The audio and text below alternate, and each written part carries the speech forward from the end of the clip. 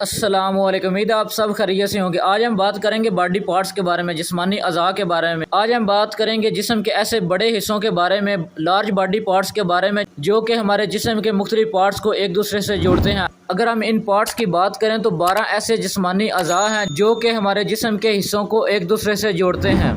Number 1 पर आता है हेड, सर। इसमें खोपड़ी, दिमाग, आपकी आंखें, कान, नाक और आपका जो चेहरा है वो शामिल। नंबर 2 पर आता है नेक, गर्दन। सर को बाकी जिस्म से जोड़ती है और इसमें सर्वाइकल रीढ़ की हड्डी होती है। नंबर 3 पर आता है टोर्सो, धाड़। इसे तने के नाम से भी जाना जाता है। इसमें सीना, आपकी छाती और पेट शामिल है। नंबर 4 पर आता है चेस्ट, सीना। इसमें दिल, फेफड़े और दीगर अहम अज़ा शामिल हैं। नंबर 5 पर आता है अब्डोमन, पेट। ये डाइजेस्टिव सिस्टम के अज़ा पर मुश्तमिल होता है, हाजमे के अज़ा पर मुश्तमिल होता है, जैसा कि स्टमक, मैदा, इंटेस्टाइन, आंतें, जिगर और गुर्दे। नंबर 6 पर आता है बैक साइड, जिस्म के पीछे वाला हिस्सा।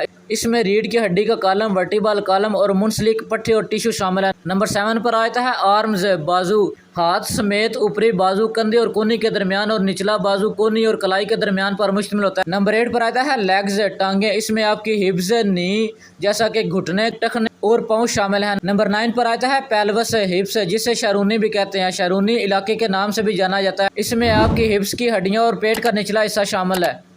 नंबर 10 पर आता है शोल्डर्स, कंधे, बाजुओं को धड़ से जोड़ते हैं। नंबर 11 पर आता है हिप्स, टांगों को धड़ से जोड़ते हैं और इसमें आपकी हिप्स की हड्डियां, जो शरूनी की हड्डियां हैं, वो भी शामिल हैं। नंबर 12 पर आता है जॉइंट्स, जोड़। वो जगह जहां दो या दो से ज्यादा हड्डियां आपस में मिलती हैं, हरकत की इजाजत देती हैं, जैसा कि इसमें घुटने, कोहनी और कलाइयों की हड्डियों की मिसाल दी जा सकती है। ये इन बहुत से बड़े हिस्सों की चंद मिसालें हैं जो इंसानी जिस्म को बनाते हैं। हर हिस्सा जिस्म के मजमूई काम और सेहत में अहम किरदार अदा करता है।